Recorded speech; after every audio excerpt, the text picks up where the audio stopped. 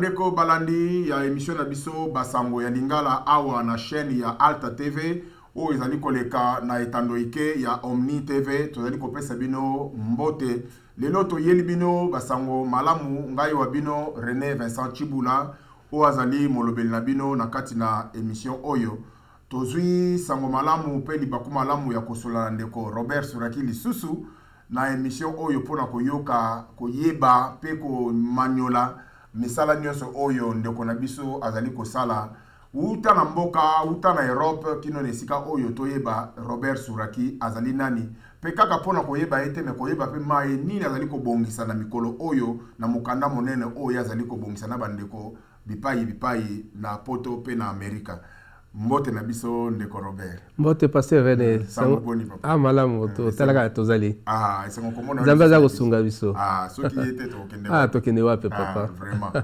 Alors omoni toyebani bandakala papa Robert na kati na Alta TV na Agifase bisika na kati na communauté. Mais watu mingi na kati na communauté bayebi penzate bolamu oyo papa Robert asala uta na bolenge uta na mboka kinoko ya awa avant tolobela projet toza na ngomo kona lelo yoko iko exceptionnel no Robert azali nani awana ezali tuna mo malamu ngai kombo na ngai Robert Suraki watum na botama na Congo nazali papa na koma pe koko koko bana mibale amen nazana bana misatu donc mikolo naza ana Edmonton na fait avant comme na Edmonton na kendeka na poto na Allemagne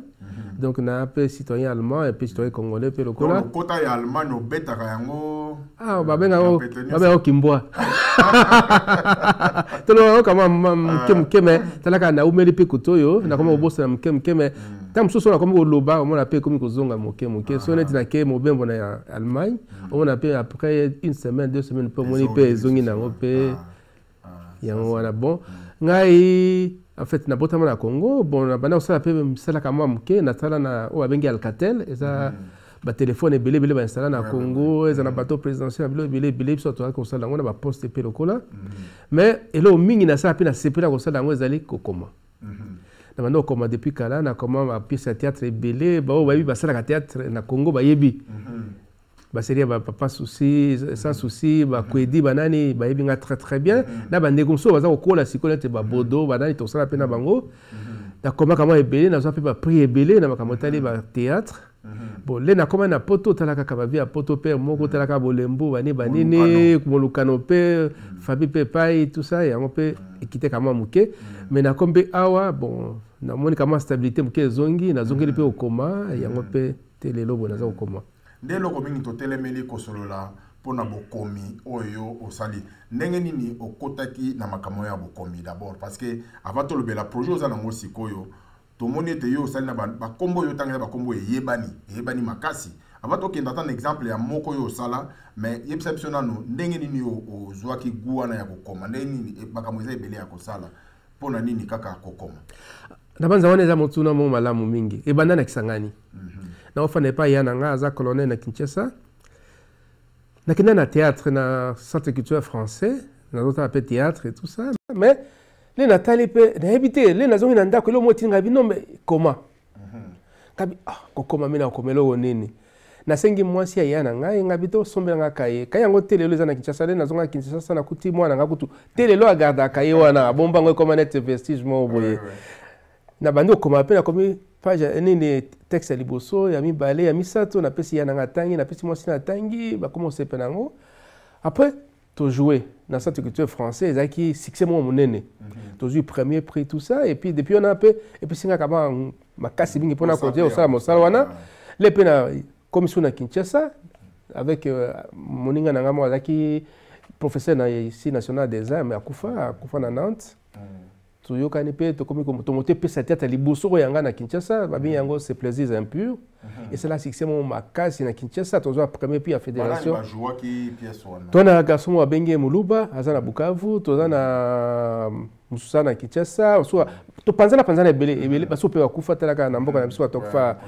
kama jeune pe au moins mtope akena et tout ça bajo na pièce wana bandeko belé o ebi même baba mabi pedwana ba ebi ba pauvre balé tout ça ba ebi pièce wana toujours ka bazalaka pe ba masumu Déblendé, master mon nene, tout ça, bilo belé. Et puis la pièce de théâtre après toujours premier prix il y a écriture, toujours premier prix il y a interprète féminin, premier prix interprète masculin, toujours prix belé. Et puis toujours prix il y a union des écrivains congolais. Et puis à partir on appelle c'est ngana côté appelle union des écrivains congolais, na quoi secrétaire il y a permanent il y a union des écrivains congolais, mais il y en a pour la commune au même temps on ndenge wana balingwala Kasavubu Bandal bilo mwa ndenge wana. Sikoyo na ba pièce oyo tango tangi ba kombo lokola ba koedi ba masumu de blende ba mama bi pendo ba kombo mo minene. Est-ce que na ba pièce biso salipe na bango elongo oyo ko za yebani to na souvenir moko boye? En fait na jouer na bango te na sape na bango te mais là on sape pièce théâtre chaque fois que tu vas jouer par exemple vieux coder zana chaque fois toujours jouer à la wana ba bombo fifi bazala kawana mais to comment peut appeler ça théâtre et moi comme coder autant bi na moni est-ce que ko sengate ndeko moko ya pe à jouer pas na biso tout ça ndengona ça s'appelle à niveau ya théâtre de chez nous tout ça mais sauf que bon il est quand les cas qui paient mais sinon tu bon chaque fois tu vas jouer bazaoya et belé ba koedi bazaoya bande ko belé en tout cas bazaoya otala net tu vas jouer là tu jouera na salle ou abengi salle Mongita et comme les je crois assemblée provinciale mais ça a plus de 600 personnes bango tout na bazalaka ezaka et là comme makasi mingi. Moi, je m'appelle Robert Souraki Watum, je suis originaire du Congo. Si j'ai participé à ces projets de spectacle, en fait, c'est parce que je me retrouve. Et c'est enfin, les sujets du spectacle, c'est le refuge. Le refuge, c'est en fait les Canadiens qui reçoivent les gens venus d'ailleurs. C'est-à-dire que pour nous, c'est un peu un refuge entre guillemets. Bon, moi, j'ai accepté parce que j'ai trouvé que c'était intéressant et que les thèmes nous concernaient tous, surtout les Canadiens qui est un pays d'immigrants, puisque la majorité des gens qui sont ici sont venus d'ailleurs. Awa tango koleleki awa nakanisi mbulo eleki tomona ki bosala ki pièce moko jouaki na kati na bandeko diki bandeko beda bandeko ebele ya Afrique oyo tobengaki nakanisi refuge. En fait refuge ezali pièce moko ya théâtre moninga moko ya canadien azaka journaliste ya Radio Canada c'est que soki toko komana et théâtre moko ou abengi refuge ezali parcours ya immigrant en fait ko tamboka na yote oye koto na ba difficulté kuta nango bilomo ndengona to sala kape il est kaka très bien après ini théâtre senga pena komali sopia sa théâtre pour na ba senga ba sala abengi lecture à haute voix c'est-à-dire botanga ngo devant public et tout ça to sala ki ngo pe lisusu titre nango ezali qui est coupable bandeko lokola diki pe bazali na kati babeda ina banza yo poza na kolona na joie qui te menazala ki ona dinya kotala na bilili et puis andi on a pe na sala pe compte na niveau ya initiative parce que na comme pe sous compte pour na bana mike wana dai mbali boso na comme pour na bana mike pour na mesante mais to sala on pe le kai pe na mo malamu ça c'est bon refuge ezali pièce oyo elekaki awa na unité théâtre saliba nakati zaki na affiche pendant 2 semaines boye ouais c'est une pièce ba toi c'est pe na mingi penza za pièce moko nakati to extrait nango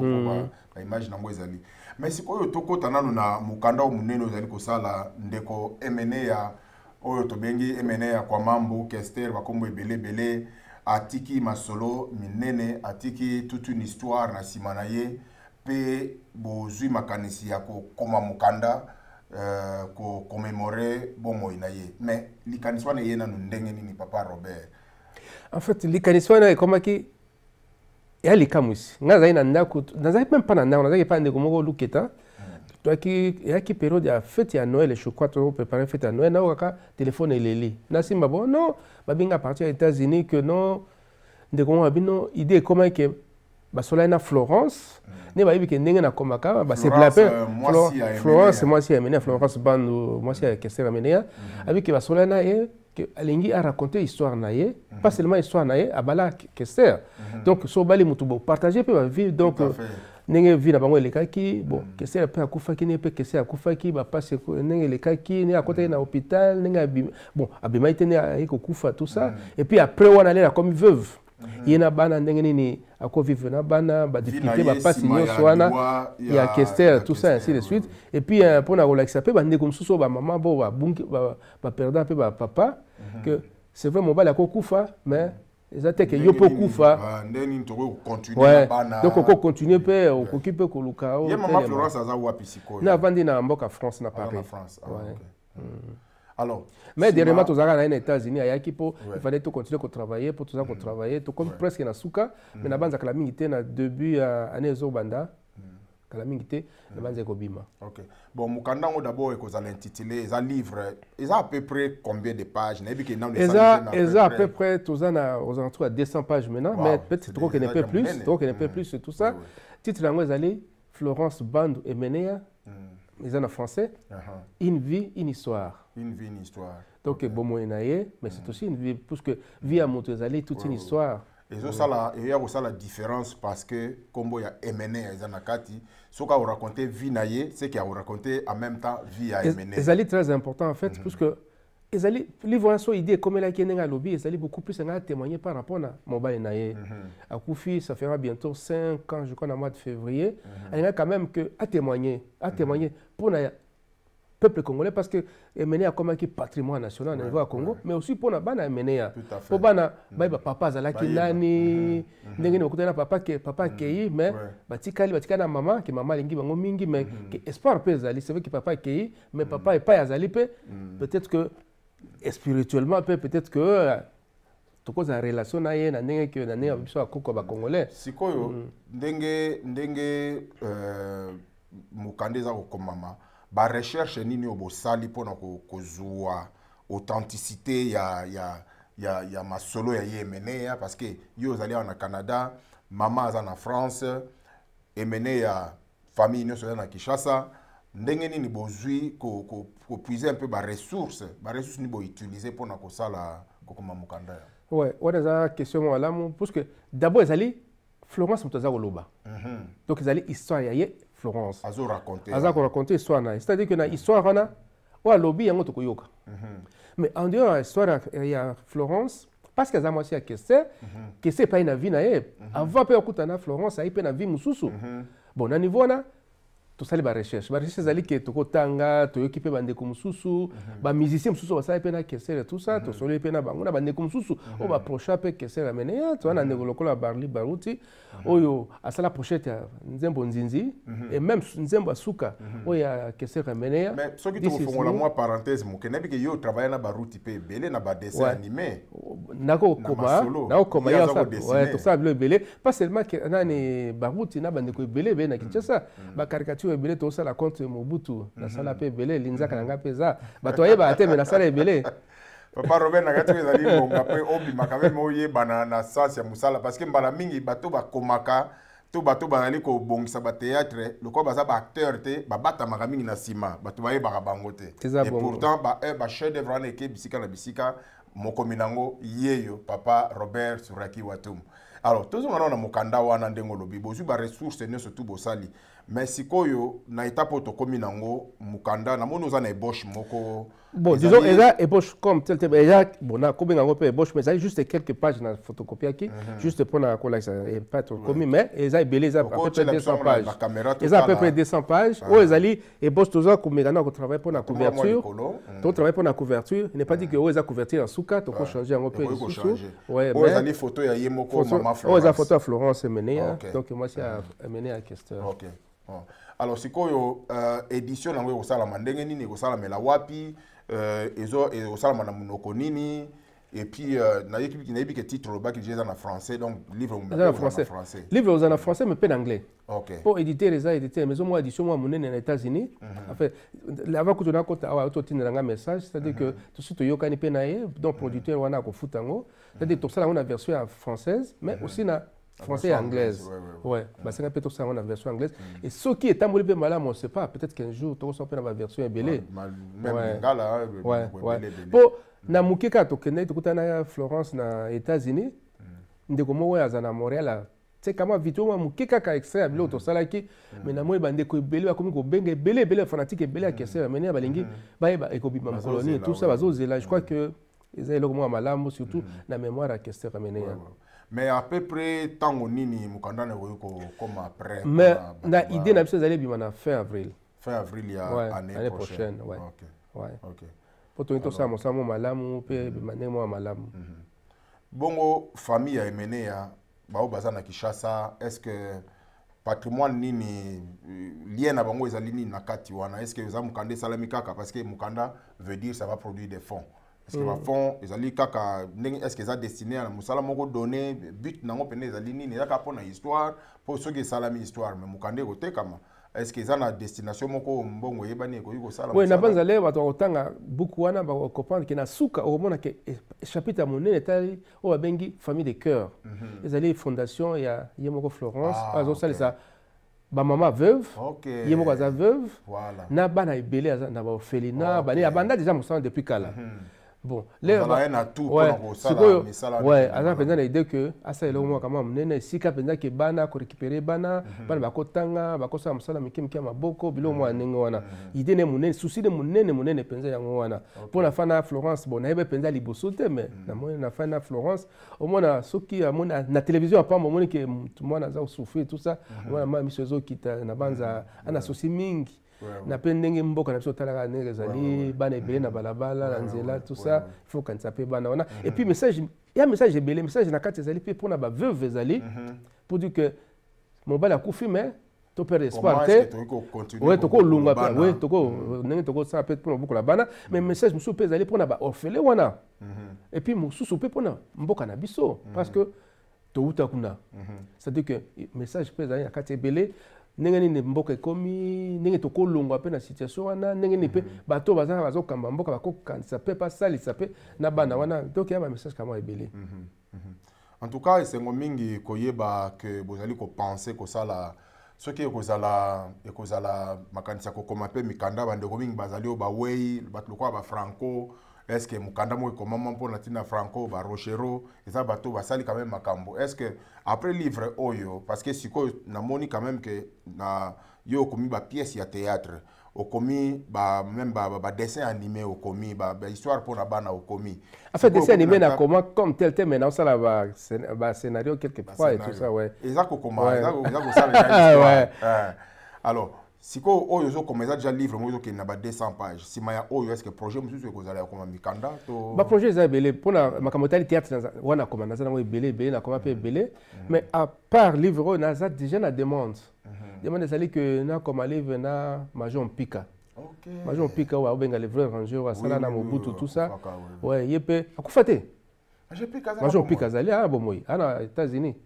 ouais yepe za na kama histoire na ye par rapport à mboka na biso ou peut-être que bato ebele ba yebité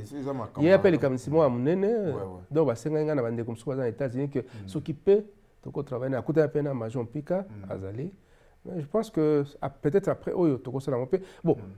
nzambe ye mutana na contrôle la nyonso quoi mais eza likanisima la mingi papa Robert parce que bande ko mingi na mboka na biso ba livre autobiographique ou bien ba livre oyo koloba na biographie ya ba personnalité to yebi na Kinshasa na Congo mobimba eza mingi penza te et puis eza pasi mingi parce que au mona muto akei histoire ezate boyebi kutu te nini te bana bazo bota makutu lo bete sola binga na yebi kutu te et puis akotanga ezate eloko moko te mike ezalaka ba buku ezalaka bunga na ngope tala kaka mais na kanisi eza likanisi malamu bozwi ya kosala musala oyo alors na bao bazali kolanda biso ndeko Robert promesse ni ko pesa public na biso pona en tout cas talent makasi ozali na yango et puis projet oyo makasi bozana yango ya kokoma mokanda sur Emeneya ça c'est une idée oyo bimi penza de l'ordinaire eza extraordinaire ko joli kanisi ya boye likanisi nini to message ozali na yango ya kopesa bandeko na biso bali kolanda pote mbalasima toyeba ko suivre de près ko tala ba œuvre nini oyo nzama ko pesa sous inspiration pona ko sala. D'abord, avant na pesa oliano, na banza Kester Emeneya na évité nga le na zaka fiancé ne bande liboso avant na kutana mwasi nga sika. Ole atinda photo ya nga atinda photo ya Kester Emeneya. Parce que na osepana. Atinda ngona na famille. Et pas moi si na nga affaire fiancé na nga à l'époque na tinde photo ya Kester Emeneya talakaka.